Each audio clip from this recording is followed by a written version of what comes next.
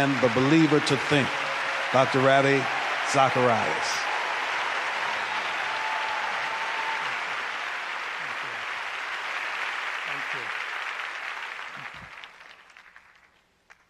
When Bishop Long came to the room before we came here, he told me he'd been at 3 meetings already today, and he said the hard part of it was that it was a breakfast meeting, a lunch meeting, and a dinner meeting.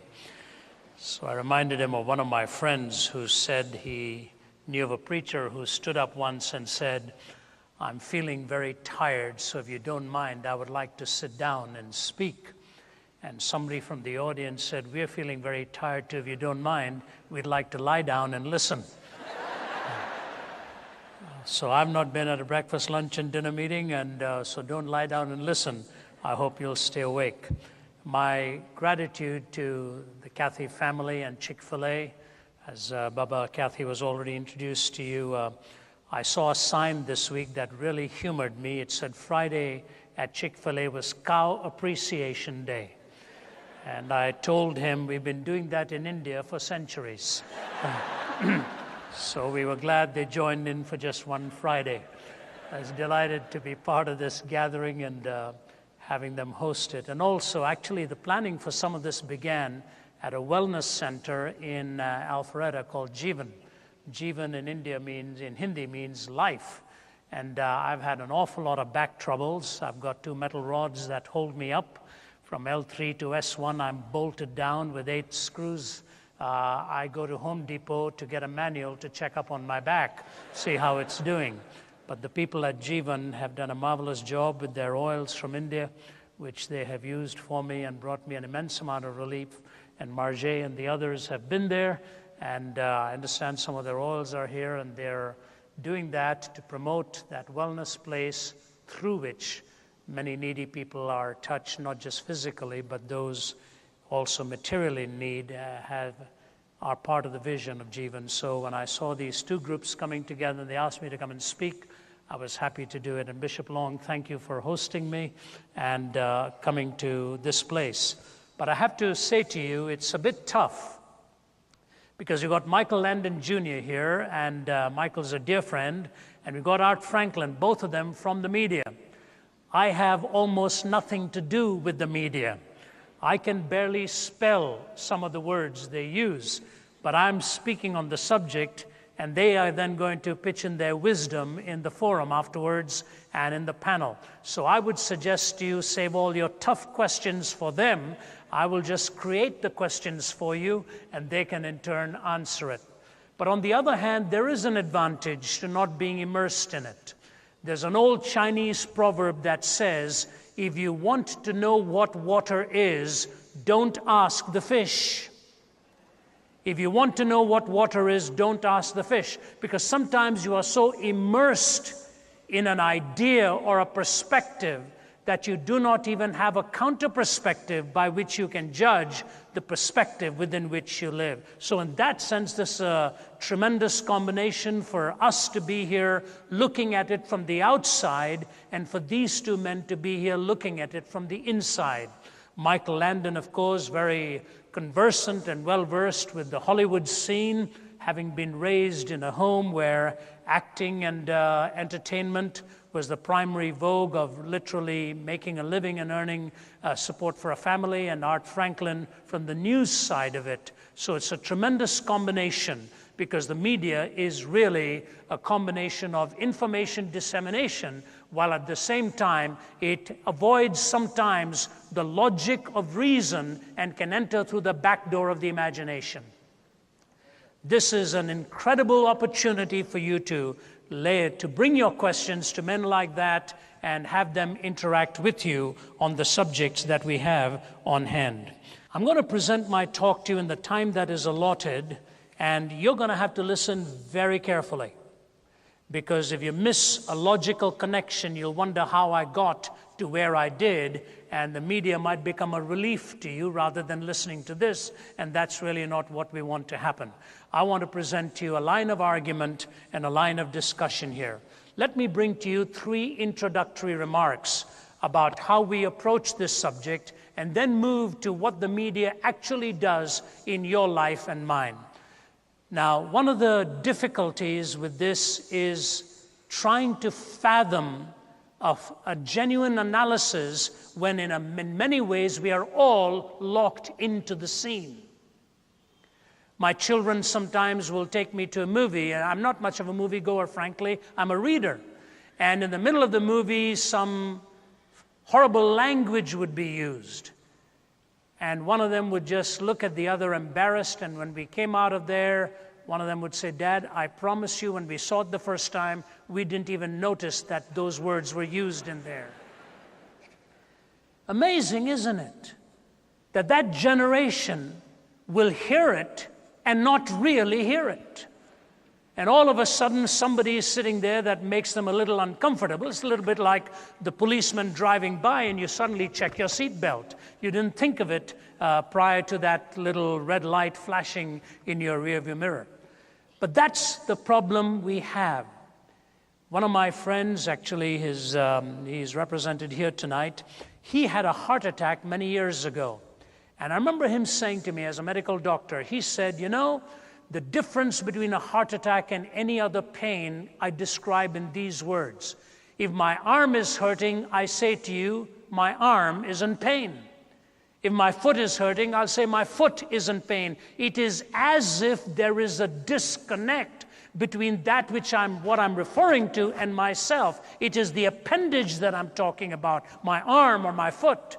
He said, when I was having a heart attack, and in the throes of that heart attack, the only way for me to describe it is that I was in the pain.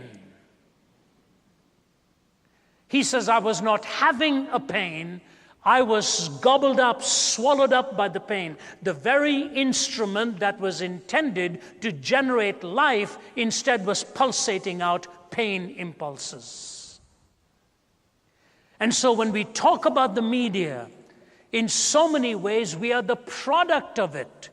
We are not talking about an appendage to our lives. We are talking about something that has actually produced us.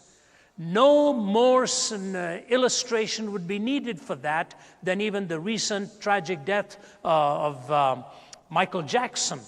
And watching the entire emotion and the trauma of it having created by the loss of a life that died prematurely and the life that was principally involved in entertaining the younger generation from some years ago. The power of that life through sheer entertainment and talent and gift. How do we proceed? Let me give the backdrop in the following ways. Some years ago, the Justice Minister of Israel, he was the Justice Minister at that time, once upon a time a political prisoner of the former Soviet Union, Natan Sharansky, went back to Russia to visit the prison where he'd been incarcerated in solitary confinement for so long for his political dissent. When Mr. Sharansky came to Russia and asked to go to the prison, his wife accompanied him, but just as they reached that solitary confining room, he said to his wife, "Would you please stay outside for just a moment? I want to go in alone." He said, "Because in the years that I spent there, I found myself for the first time." And he went into that dark room with the door locked again, only knowing a few minutes later he'd be let out.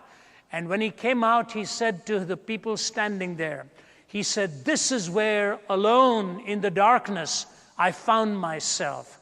And I want you to take me now to the grave of Andrei Sakharov, the physicist who gave the Soviet Union the atomic bomb." So from that prison, he went to the grave of Sakharov and laid a wreath. There was a connection in his mind. Nobody else could see it. And here's what he said. He said, "For all the years that I was here, I had thought that the most powerful weapon in the world was the atomic bomb." He said, "Sakharov changed my mind. One day he looked me in the eye and he said, 'Nathan, the most powerful weapon in the world is not the atomic bomb. The most powerful weapon in the world is the truth.'"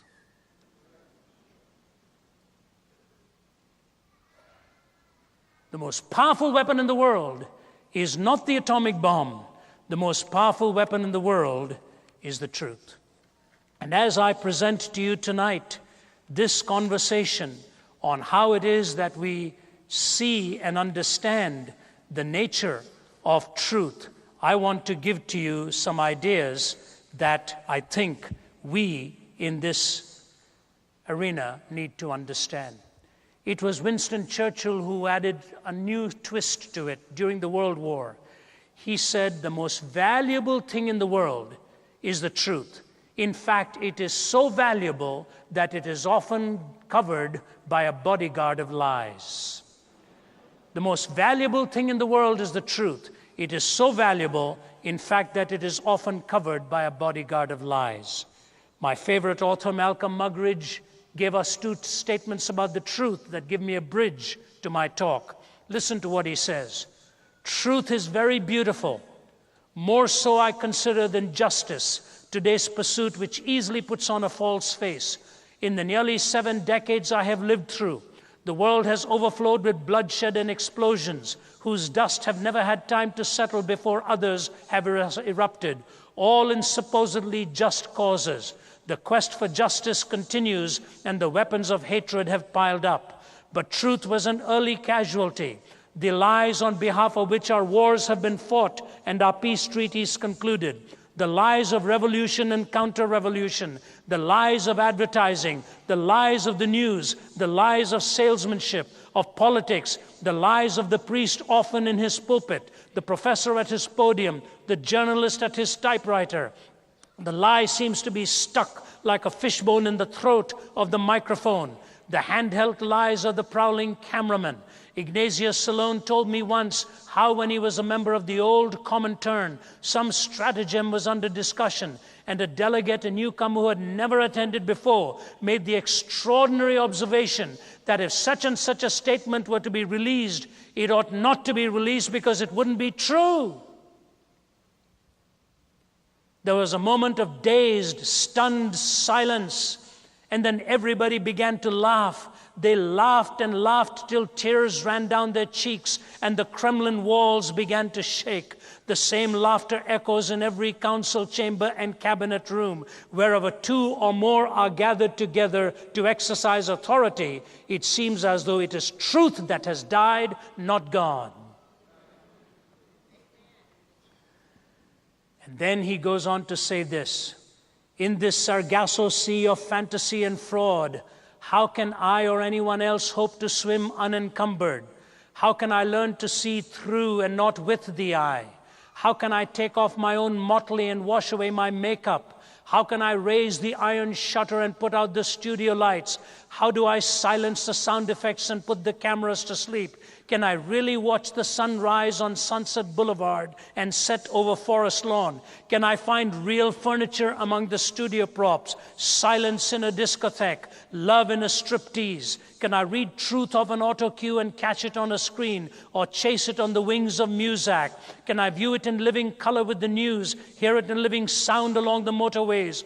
No, not in the wind that rent the mountains and broke in pieces the rocks, not in the earthquake that followed, nor in the fire that followed the earthquake, but it is in that still small voice, not in the screeching of tires either, or the grinding of brakes, or the roar of jets, or the whistle of sirens, not in the howl of trombones, the rattle of drums, or the chanting of demo voices. Again and again and again, I'm reminded it's that still small voice, the voice of God, if I can only catch it.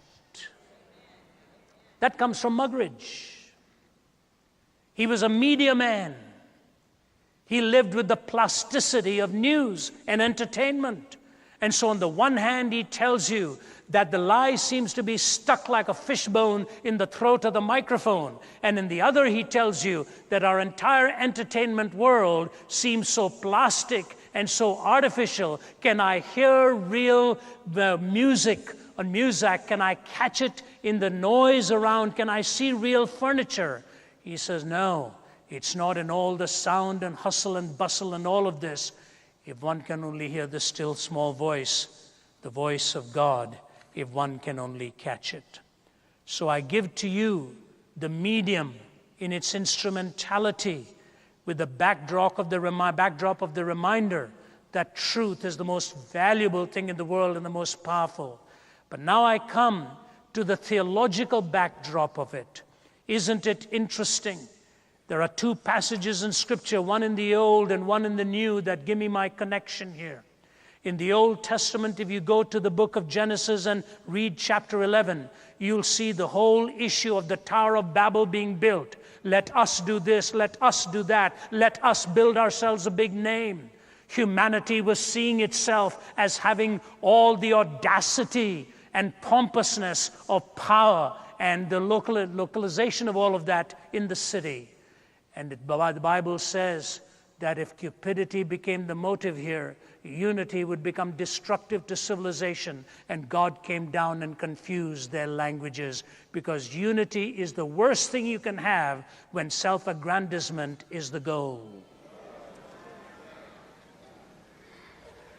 And you move to the New Testament, and in the New Testament you see an incredible situation where the enemy of our souls comes to encounter Jesus. First he tells him, why don't you do something great? Turn these stones into bread, and the whole world will follow you. And Jesus says, no, it is written, man shall not live by bread alone, but by every word that proceeds from the mouth of God. Satan comes with his second round of appeal.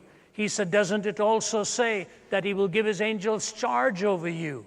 Why don't you jump and see if he will honor his word? And Jesus turns to him and says, you shall not put the Lord your God to the test. And now comes the final assault. It's the assault upon the imagination, as Satan says to him, I will give you all of the kingdoms of this world if you shall bow down and worship me. And Jesus says, no, you shall worship the Lord your God alone, and him only shall you serve. The first temptation comes to the intellect. The second temptation comes to the will.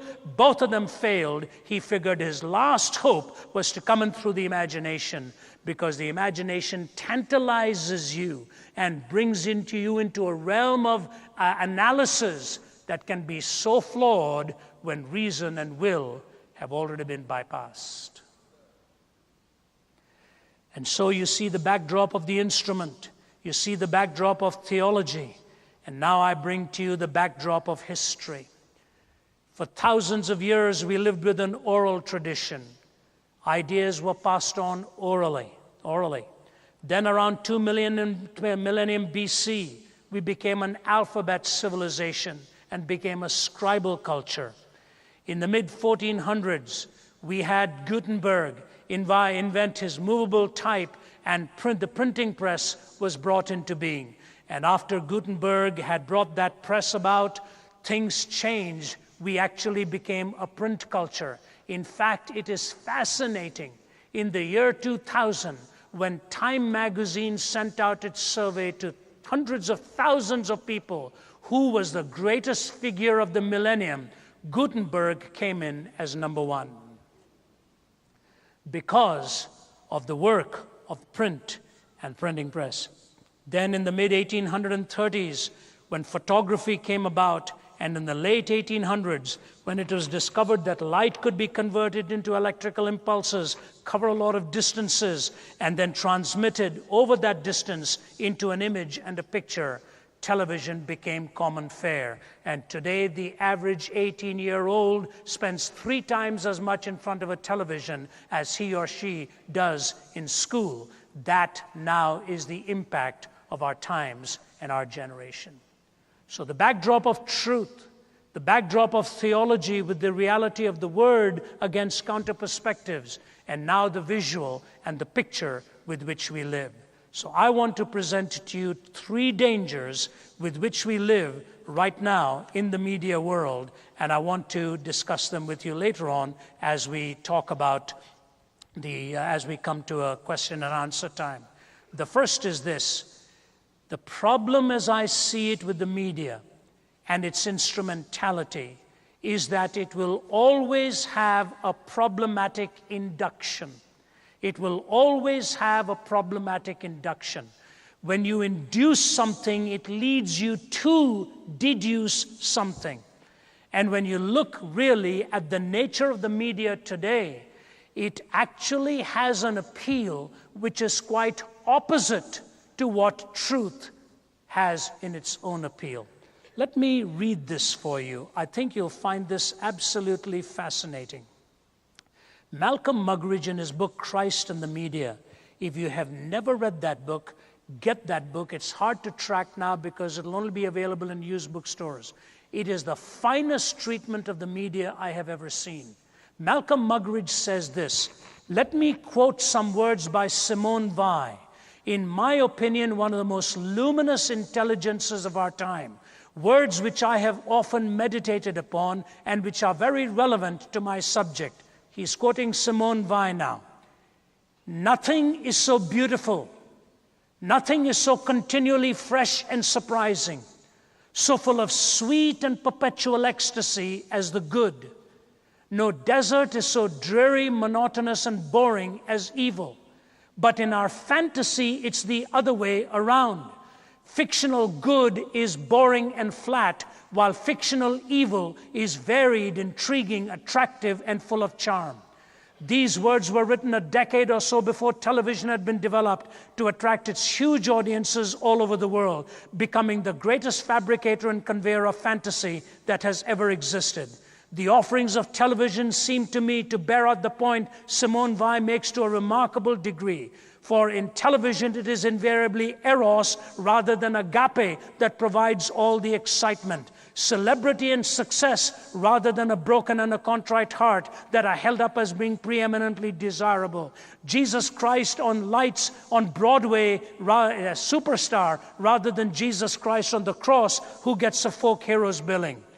Good and evil, after all, provide the basic theme of drama for our mortal existence, and in this sense may be compared with the positive and negative points which generate an electric current.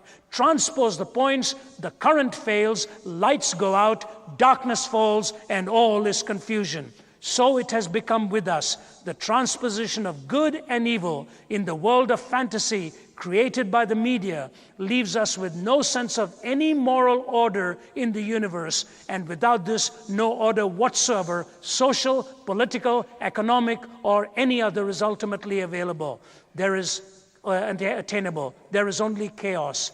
Now, to break out of this fantasy, to rediscover the reality of good and evil, and the order which informs all creation, this is the freedom that the incarnation has made available to us.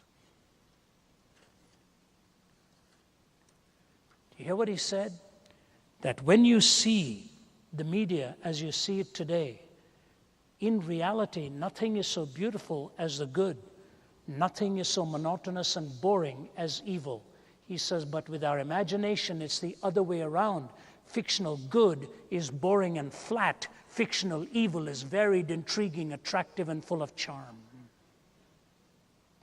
Once you understand this, you will understand the predicament we face with an instrument that is cold and has to warm itself up so that it draws the attention of the audience.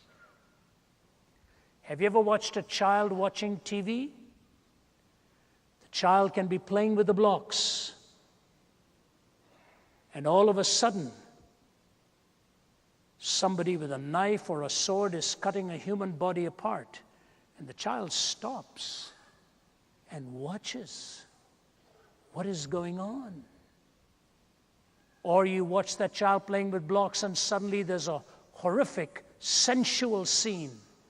And the child stops and starts watching. You see, in reality, nothing is so beautiful as the good. Nothing is so monotonous and boring and flat as evil. But in our imagination, it's the other way around. Fictional good is boring and flat. Fictional evil is varied, intriguing, attractive, and full of charm. So the medium lends itself to the warming of itself up to attract your imagination and mine. I'll get to the positive side of it too, but I want you to hear me on the downside and the dark side of it. People like Michael Landon and all are trying to change this desperately. The movies that he's trying to produce, the stories that he's trying to tell, these are the bright lights in a rather grim and a dark scene. If you don't believe this, let me tell you something that might scare you that shocked me. I was overseas recently when a very famous actor had breakfast with me. I won't name him. He's an Academy Award-winning actor. He had just produced a film, and he was in the country of Thailand and on his way to Hong Kong to try to market it. Do you know why he was marketing it there? And let me quote what he said to me. He said, when I sent this script and sent this production to Hollywood, I got a reply back in one line: we cannot accept this. There's not a single bit of violence in this movie. I said, are you telling me? I shared that story with Michael. I said, are you telling me the truth? He said, that's it. I said, what's Hollywood on, a death wish? He said, it seems to be. Now, here's what I want you to nail down when I'm talking about this whole issue of a problematic induction. You know, when you go to the Old Testament and you come to the New Testament, there are two classic passages that we know provide for us the boundaries, one for law and the other for happiness. In the Ten Commandments, no other God, no graven image, no name in vain, the Sabbath to be holy, honor your father and mother, not to steal, not to bear false witness, not to covet. All of these, what is the bottom line of the Ten Commandments? If you were to take the Ten Commandments and put it down in a simple statement, it is this: life at its core is sacred. That's the word writ large. And when the Constitution was signed in America, those signatories to the Constitution said this: we put our name to this document with our sacred honor.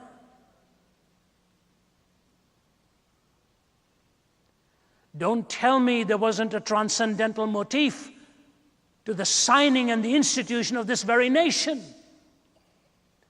We put our names to this with our sacred honor. It is not a secular honor. It is not a profane honor. It is a sacred honor. So you go to the Old Testament and you see in the parameters of the Ten Commandments, life at its core is sacred.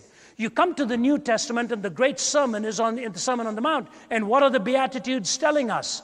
It tells us, blessed are the pure in heart, blessed are they that mourn, blessed are the meek, blessed are those who hunger and thirst after righteousness, blessed are the merciful, blessed are the pure in heart, blessed are the peacemakers, blessed are you when you're persecuted for righteousness' sake. What is the core word of this?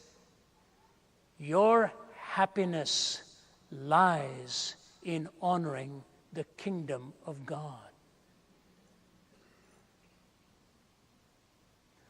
So the objective moral law and the imperative within. And ladies and gentlemen, we come right back to this. The most sacred thing in the end is the truth. And so when you go to the media, you start off with a problematic induction. Secondly, you move to a devastating seduction. A devastating seduction. A couple of weeks ago, I had the honor of delivering the major address of the United Kingdom's prayer breakfast at the Palace of Westminster. The House of Lords, House of Commons represented. And one of the members of the House of Lords there was David Putnam. David Putnam produced the famed movie Chariots of Fire and others. Here's what David Putnam says: far more than any other influence in my life, more than school, and actually even more than my home, my attitudes, my dreams, my preconceptions and preconditions for life had been irreversibly shaped 5,500 miles away in a place called Hollywood. I labor over all of this in order to explain exactly where my passion for cinema stems from, exactly why it hurts me that the movies so frequently sell themselves short, unable or unwilling to step up to the creative ethical standards the audience is entitled to expect from them. The medium is too powerful and too important an influence on the way we live and the way we see ourselves to be left solely to the tyranny of the box office or reduced to the sum of the lowest common denominator in public taste. This public taste or appetite being conditioned by a diet capable only of producing mental and emotional malnutrition. Movies are powerful, good or bad, that they tinker inside your brain. They steal up on you in the darkness of the cinema to form or confirm social attitudes. They can help to create a healthy, informed, concerned, and inquisitive society, or in the alternative, a negative, apathetic, ignorant one merely a short step away from nihilism and despair. In short, believe me, cinema is propaganda. He says that. Benign or malign, social or antisocial, the factual nature of cinema and its responsibility cannot be avoided. To an almost alarming degree, our political and emotional responses rest for their health in the quality and the integrity of the present and future generation of film and television creators. Accepting this fact, there are only two personal madnesses that filmmakers must guard against. One is the belief that they can do everything, and the other is the belief that they can do nothing. The former is arrogant in the extreme, but the latter is plainly irresponsible and totally unacceptable.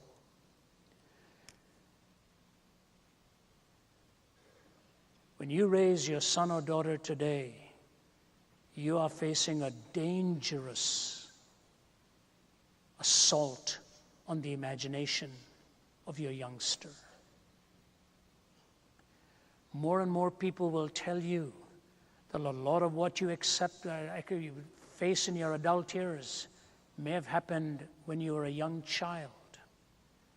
And I shudder to think of what happens to young children today with all that goes on in the versions and perversions of entertainment. The tragedy today of pornography.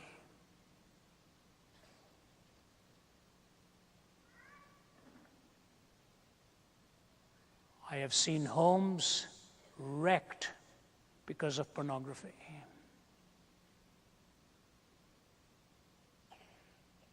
I've seen young marriages break up because a man has had an image planted in his mind that he can never fulfill, and no human being can fulfill it. He's got an idea.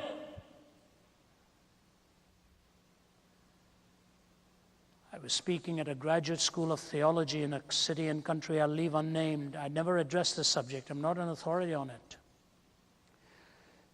But something had happened recently where I'd talked to a young couple whose marriage was shattered over this because the young boy had gotten involved in porn from the time he was 12. I didn't even know what hardcore porn was. When they started describing it to me, I said, stop. And my traveling associate was with me and the 2,000 plus students in front of me at a graduate school. I spoke on that for about 5 or 6 minutes and moved on with the rest of the message. It was on the theme of drawing the lines. At the end, when I gave the invitation, I'm not kidding you, I promise you this, every aisle was full of young men kneeling, and most of them were sobbing their hearts out. They had already gotten themselves into a mess and didn't know how to extricate themselves from it. These were young men going into the ministry. The seducing power of this is almost demonic, where it creates in you the hunger of a feeling that no person can fulfill. Beware. With all of the knowing that we get to know and all of the knowledge that increases, there are insidious forces at work that can wipe out tens of thousands of lives, and nobody's accountable anymore. So we've got a problematic induction, a devastating seduction. And in that seduction, what it is that happens, you move to an inevitable reduction. Everything comes down at the end to nothing more than materiality, and the spiritual is violated in the process. Philosophy has moved to the existential. Art has moved to the sensual. Education has moved to the skeptical. Spirituality has moved to the mystical. And truth has been dislocated now and resides only in the individual. That's it. Philosophy to the existential, art to the sensual, truth to the individual, spirituality to the mystical. And education has gone to the skeptical. You can't believe anything anymore. We've reduced everything. Everything has been reduced. And I want to try and pull this together in application as best as I can. And I want you to really try and nail this down in your minds now. You move from a problematic induction where you are given ideas that have no context, and then they lead you to something devoid of a context. Can I take a step back on that for a moment? I was flying from Delhi to Newark, New Jersey. It's a 14-and-a-half-hour non-stop flight. You celebrate a few birthdays along the way. And while I was flying there, then sitting next to me was an anchor from a major network. I won't name the anchor for the network for you. I knew who he was. He didn't know that I knew who he was. So we just started talking, and he found out what I did and so on. Finally, he started talking about his news network, and I finally said to him, you know, I really don't watch your network anymore. He said, you don't? I said, no. I said, you guys distort everything. And when you've got doors closed and you've still got about 11 hours on the flight, there's no place to go. He said, why do you say that? I said, I've seen the world and I've seen your stories. You guys latch on to one slender thread of one story or one little finger, and you think you've grabbed the fist of reality. I'll give you a couple of examples. I told him that. And I gave him those examples. I said, do you know what news actually stands for? He didn't. North, east, west, and south. It's the context of total news. I said, and the news you sometimes give is so distorted that actually it ruins my day when I watch it in the morning, so I don't anymore. I'd rather listen to some inspiring songs and get to work.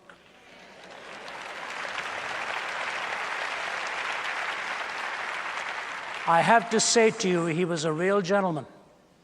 He was listening very quietly, very patiently. He said, what kind of work do you do? So I told him, most of my work is dealing with people's questions, shattered lives, broken dreams, no answers, no context. I said to him, you know, any text without a context becomes a pretext. We finished chatting, and I gave him the examples of the stories that I felt were thoroughly distorted in their news and actually ended up costing people's lives. We got off in Newark. I'm telling you the truth. I went over to the carousel waiting for my bags to come. He was on this side of the carousel. The plane had unloaded now, a lot of people. I was on the other side. He came over, took his wallet out, gave me his card. He said, Mr. Zacharias, you know what the problem is? He said, you travel, you see, and so you know. We basically entertain people who don't travel and don't see and don't know.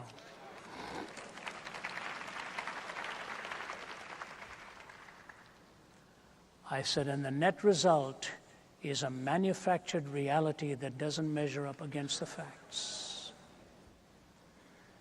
Art Franklin and I, we were talking before, as with Michael. This is not a slam. This is a plea. Don't live with sound bites. Read. Read. Get the story. Get the facts. Get the footnotes. Understand what the bigger picture is. You can't judge a picture by just one little spot on the canvas. It's like us. We love to sing verses 1, 3, and 5 when the songwriter wrote 1, 2, 3, 4, 5. How would you like it if you wrote a book and they read pages 1, 7, 9, 11, and 13, and said, I've read the book? But that's what we do.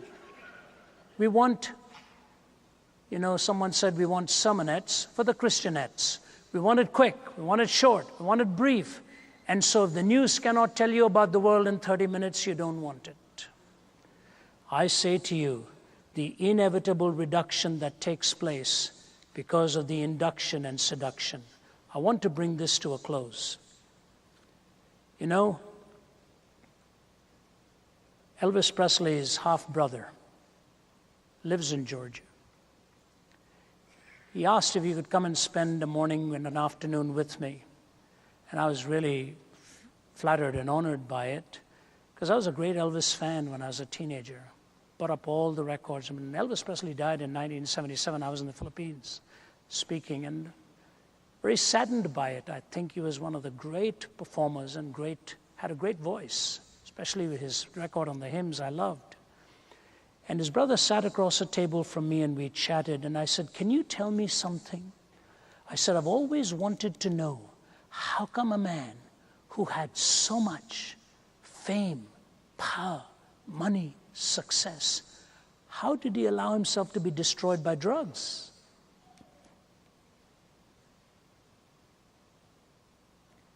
Do you know what he told me? He said, "Drugs didn't kill Elvis." I said, "Didn't?"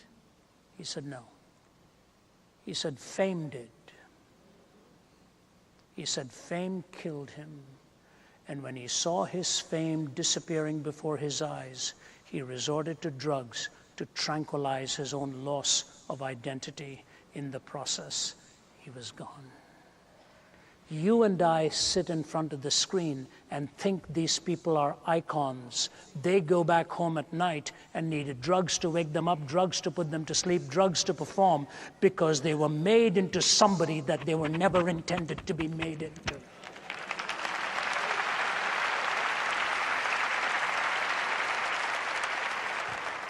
But the seduction of the camera. And so I want to close with this. A problematic induction, that deadly seduction, and the inevitable reduction. What happens? And with this I close. Please follow me very carefully now. C.S. Lewis made this comment in one of his books that he calls A Pilgrim's Regress.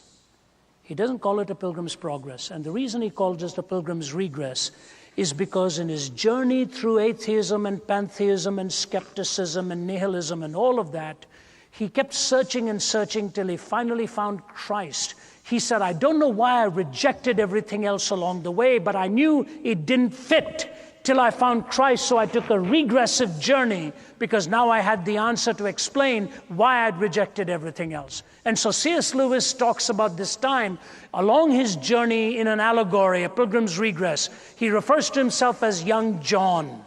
And as young John, he comes to the mountain called the Spirit of the Age, and he pictures the man heading the Spirit of the Age as kind of a grim Neronian factor who stared down upon the inhabitants of the Spirit of the Age. Isn't it interesting? He did not see it as pleasure or laughter, but grim and austere. And he pictures himself as handcuffed in this mountain.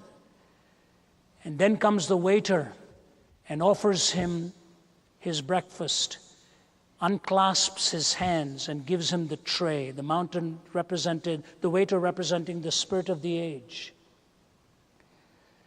And he says to him, "Have some milk." And Lewis takes a sip of this milk and says, "Ah, what nourishing, nutritious milk." Hold that in your mind for just a moment, because I want to come to it. When Larry Flint, the pornographer, was being tried for pornography here in Atlanta, the lawyer defending him made an incredible argument. He would bring the witness onto the courtroom scene and would quiz the witness. And he would say this to the witness: "Have you ever gone into an art gallery?" "Yes, sir." "Have you ever paid to go into an art gallery?" "Yes, sir." "Have you ever paid to go into an art gallery where there are paintings of unclad people, naked people, by the grand masters?" "Yeah, I suppose so." "Will you please tell this jury why you paid to go into an art gallery where there were paintings of people in that gallery without any clothes on, and you call that art, and you call my client stuff pornography? Would you explain that to the jury?" He had him. He had him. I thought to myself, what would I say? Of course, they don't get philosophical in a witness stand, you know. But if I sat with that attorney opposite a coffee table, I'd say something like this to him. Do you know when Michelangelo started to paint people without clothes on, his teacher looked at him and said, Michael, why are you doing this? And Michelangelo said, because I want to see man as God sees man.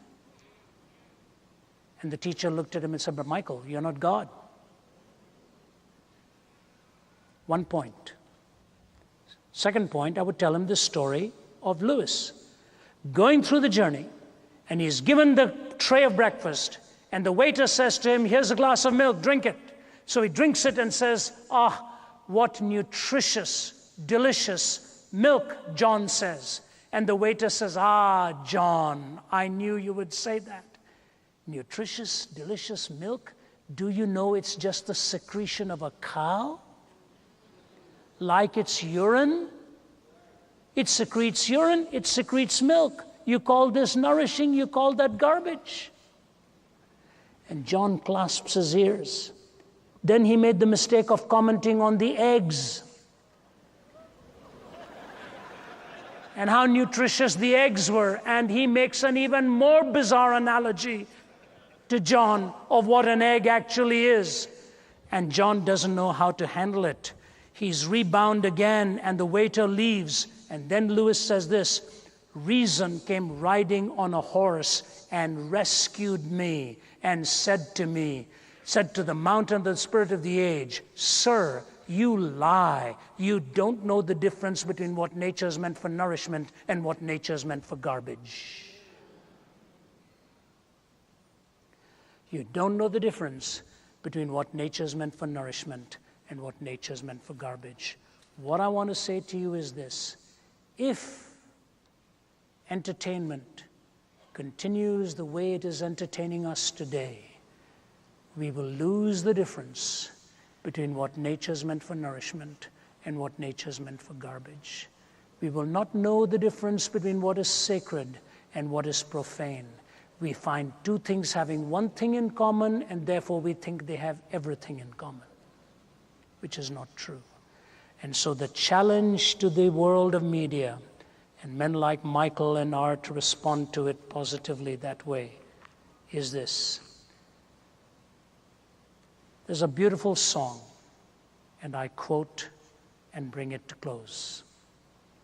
Many times, I put this on in my car by the famed tenor Kenneth McKellar, and I listen to this song. I wish I could sing it for you, but you'd wish a different kind of media. Here's the way the song goes. Seated one day at the organ, I was weary and ill at ease, and my fingers wandered idly over the noisy keys. I know not what I was playing or what I was dreaming then, when I touched one chord of music like the sound of a great amen. It flooded the crimson twilight like the close of an angel's psalm. It lay on my fevered spirit like the touch of infinite calm. It quieted pain and sorrow like love overcoming strife. It seemed the harmonious echo o'er our discordant life. It linked all perplexed meanings into one perfect peace and trembled away into silence as if it were loath to cease. I have sought, but I seek it vainly, that one lost chord divine which came from the soul of the organ and entered into mine. It may be that death's bright angel will speak in that chord again. It may be that only in heaven I shall hear that grand amen. Music is a beautiful thing. There are chords that God can play it with. Eye has not seen, ear has not heard, neither has entered into the heart of man the things which God has prepared for them that love him. My prayer is, to you young people especially, that you will get into the media and change the status quo. Bring us the music, bring us the stories, bring us the pictures, bring us the beauty that will lift our minds to the highest, that will only be consummated in heaven. And it may be only in heaven we will have that grand amen. But we can have lots of hints of it now when it is done right, for God is also the God of the visual, and He wants us to glorify Him in whatever we think, speak, or say. And so between the problematic induction, the devastating seduction, and the inevitable reduction, may we come to Him who is the author of creation and the ultimate resident of what heaven is all about, who wants us to understand beauty, harmony, and the picture that He paints in your life. You are a work of art, and He is the artist. Get into the world and change the way art is done and make a difference. God bless you.